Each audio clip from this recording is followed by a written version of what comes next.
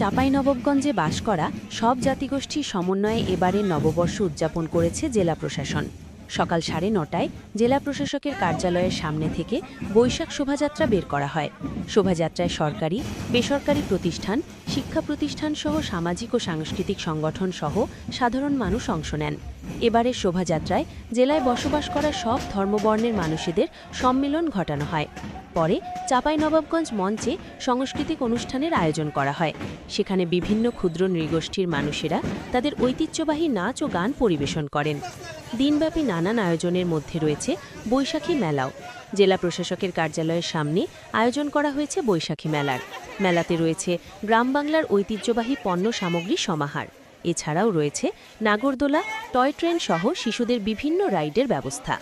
চাঁপাইনবাবগঞ্জ থেকে আজিমুদ্দিন।